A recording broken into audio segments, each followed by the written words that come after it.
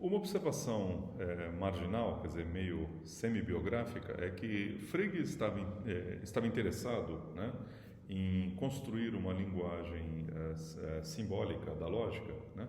Linguagem simbólica é um pouco pleonasmo, né, porque toda linguagem é simbólica, mas digamos, uma linguagem para representar relações lógicas, né? Porque ele, por um lado, ele tinha uma certa disputa com Kant, né? Não disputa, porque Kant é muito anterior a Frege, e Frege foi criado num ambiente intelectual kantiano, né? Como quase toda a Alemanha do século XIX, todo mundo tinha que pagar tributo a Kant, estudar Kant, admirar Kant, etc. Mas Frege tinha uma visão um pouco diferente de Kant no que diz respeito ao status da aritmética, né? Frege achava que para entender exatamente qual é o conteúdo e o status de qualquer proposição da aritmética, desde as mais simples, por exemplo, 1 mais 1 igual a 2, até as mais complexas, né? Existe uma infinidade de números primos, por exemplo. A primeira coisa que nós temos que olhar é a prova rigorosa dessa proposição, né? Pode parecer esquisito para vocês dizer que 1 mais 1 igual a 2 tem uma prova, mas tem, né? Quer dizer, você tem leis gerais na aritmética, leis muito gerais, a partir das quais você pode provar rigorosamente que 1 mais 1 é igual a 2, tá certo? A gente falamos isso em alguns momentos, algumas vezes aí para trás, né? De que 0 mais 0 é igual a 0, isso tem uma prova que não é fácil, não é trivial, por incrível que pareça, mas tem uma prova rigorosa a partir de enunciados fundamentais da aritmética, leis muito gerais a respeito dos números, né? Mais as leis da lógica e mais regras de inferência, né? Como modus ponens, por exemplo, tá certo?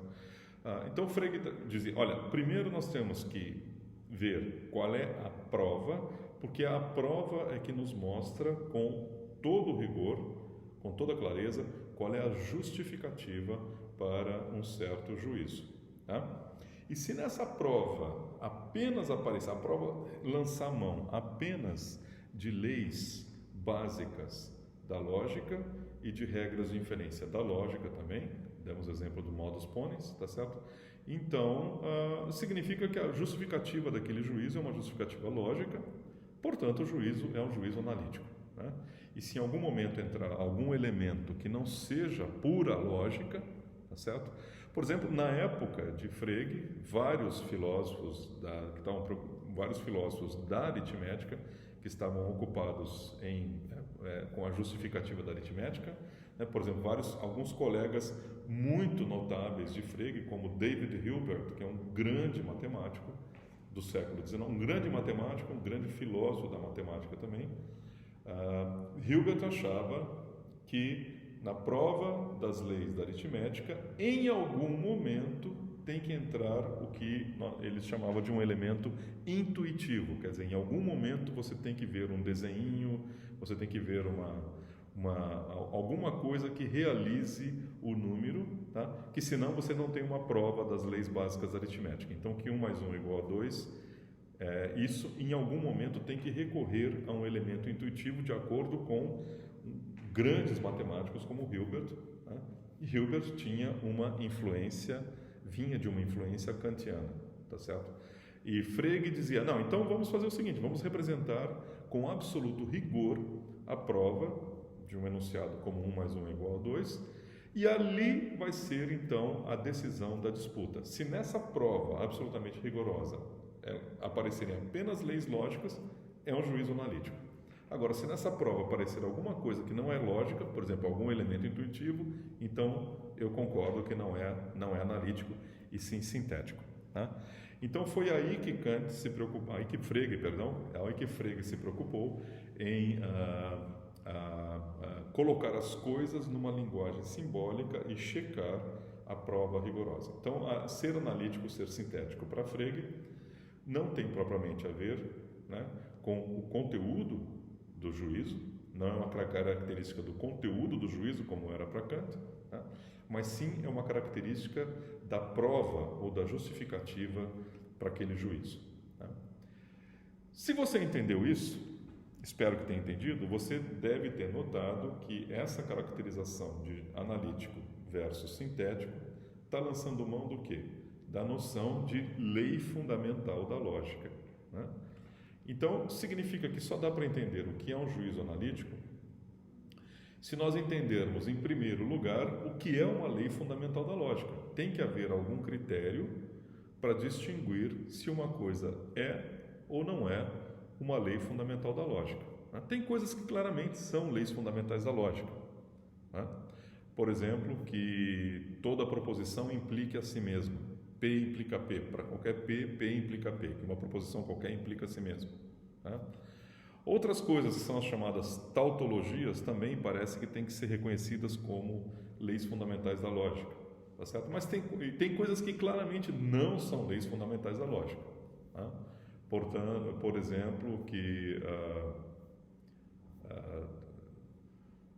todo corpo lançado com uma certa velocidade no vácuo mantém aquela velocidade, né? A preservação da quantidade de movimento de um corpo, tá certo? Parece claramente que não é uma lei fundamental da lógica, é uma lei da física, né? É algo que Kant chamaria de sintético, né? Agora, tem coisas no meio do caminho, tem coisas no meio intermediárias que a gente não sabe, não temos um critério último, né, para dizer se é ou se não é uma lei fundamental da lógica, né? Por exemplo, aquilo que se chama do princípio da identidade dos indiscerníveis, tá certo? Se dois objetos compartilham as mesmas propriedades, se eles têm todas as propriedades de um objeto são propriedades de um outro objeto, né? Então é porque esses objetos são idênticos, é o mesmo objeto, né? Princípio da identidade dos indiscerníveis, né? Isso é lógica ou não é? Isso é um princípio clássico, tá certo? Quem apareceu com esse princípio foi Leibniz, ou pelo menos ele tornou esse princípio um objeto de estudo, né? Ele acreditava que é uma lei lógica, né? Aliás, um parênteses, um grande especialista sobre esse princípio é o monitor de vocês, né? O Leonardo Sotelo, tá? Então, eu espero que ele venha falar em algum momento aqui nesses vídeos para dar uma luz para a gente. Mas Frege, quer dizer, nós não temos um critério último, tá, para dizer se isso é ou não é uma lei fundamental da lógica. Então, se, por exemplo, se na prova de algum enunciado da aritmética aparece o princípio da identidade dos indiscerníveis, esse princípio aqui é sintético ou é analítico? Na época de Frege, hoje menos, mas na época de Frege havia uma dúvida sobre se certos princípios, que são princípios a respeito de conjuntos, hoje a gente chamaria de princípios sobre a teoria de conjuntos, né? Se eles são ou não são leis fundamentais da lógica. Frege acabou colocando ali alguns desses princípios como leis fundamentais da lógica, né? Por exemplo, que todo conceito tem uma extensão. Todo conceito gera um conjunto das coisas que satisfaz aquele conceito, né? Quando você pensa, tem cara de ser uma lei fundamental da lógica, mas o próprio Frege acabou descobrindo amargamente, vários anos depois, que essa lei leva a contradições. Se alguma coisa leva a contradição, então é porque ela é falsa, tá certo? Então, não, aquilo que parecia ser um princípio fundamental ou uma lei fundamental da lógica, com os anos ele descobriu que não era uma lei fundamental da lógica, tá? E agora o princípio da identidade dos indiscerníveis, é ou não é uma lei fundamental da lógica, né? Então, a questão é a seguinte: o critério de Frege de distinção entre analítico e sintético, ele funciona bem se a gente tiver um critério prévio de distinção entre o que é e o que não é uma lei fundamental da lógica, né? Mas nós não temos um critério prévio, né? O Frege é silencioso a esse respeito, o que é ou deixa de ser uma lei fundamental da lógica, né? Então parece que, embora a distinção feita por Frege parecesse mais promissora que a distinção feita por Kant, tá? ela acaba tendo esse handicap, né? Ela acaba tendo esse problema, porque ela é mais promissora, mas desde que nós saibamos o que conta ou não como uma lei fundamental da lógica, tá certo? Eu estou aqui apenas mencionando o problema, não vou solucionar, tá certo? No século XX, depois dos trabalhos de Frege, lá pelos anos 30, no século XX, se desenvolveu, floresceu na Europa um movimento filosófico conhecido como o empirismo lógico, que alguns chamam de positivismo lógico, alguns chamam da filosofia do Círculo de Viena. Filosofia do Círculo de Viena, com vários grandes filósofos como Carnap, Reichenbach, vários grandes nomes da filosofia do século XX. Mas mais ou menos a filosofia, a ideologia oficial do Círculo de Viena tentava distinguir enunciados analíticos de enunciados sintéticos da seguinte maneira. Tá? Uma verdade é analítica, uma proposição é analítica, se ela for verdadeira apenas em virtude do significado das suas expressões. Tá? E se ela for verdadeira em virtude de alguma outra coisa além do significado, então é uma proposição sintética. Tá? Por exemplo, Marco está usando uma camisa da Unicamp hoje, tá certo?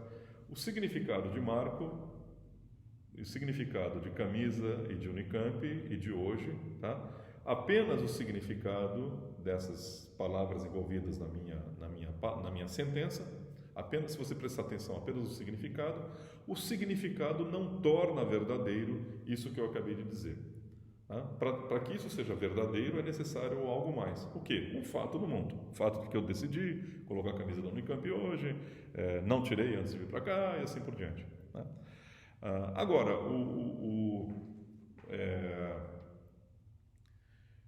que Deus seja onisciente, tá certo? Esse é um exemplo um pouquinho mais complicado do ponto de vista do Círculo de Viena, porque a ideia de Deus na verdade é um termo curioso, porque para o Círculo de Viena, as proposições da metafísica clássica ou da teologia clássica, embora pareçam ter significado, elas não têm significado. Tá? Então, deixo esse exemplo aí, descartem esse exemplo que eu queria dar. Tá? Mas pega um outro exemplo. Voltímetro mede eletricidade, por exemplo. Voltímetro mede a voltagem. É algo que é verdadeiro apenas em virtude do significado dos termos envolvidos. Né? A palavra voltímetro, a palavra eletricidade, tá? Isso acaba tornando verdadeiro essa sentença. Tá? Então, nós temos aqui uma forma interessante. Parece a distinção de Kant, porque esse exemplo que eu dei é um exemplo simples, mas se você criar uma coisa mais complexa, né, uma proposição que não é da forma SEP, você se pergunta se apenas o significado dessa sentença faz com que ela seja verdadeira. Se for assim, então ela é uma sentença analítica. Né? Se não for assim, então ela é uma sentença sintética. Você deve ter notado uma pequena mudança. A gente vinha falando de proposições, no caso de Frege, no caso de Kant, de proposições de juízos, né? E agora eu mudei para sentenças, tá certo? Isso, bom, é uma sutileza que está aí, é uma sutileza que está aí, tá? Porque eu estou falando do significado de partes da sentença. O significado de partes da sentença é o que compõe a proposição, tá? Então, é como se fosse a própria proposição se tornando verdadeira, né? O significado é tal que o significado das partes da sentença se combinam numa proposição que ela tem que ser verdadeira apenas em virtude de seu significado. Tá? Esse é conhecido como o critério, digamos assim, do Círculo de Viena, ou critério lógico-positivista, a distinção da distinção entre analítico e sintético. Né? O sintético, então, o enunciado sintético, é aquele que não basta a linguagem, a própria linguagem não faz aquela proposição ser verdadeira. É preciso um fato no mundo. É o fato no mundo que torna a proposição sintética verdadeira, por oposição a uma proposição analítica.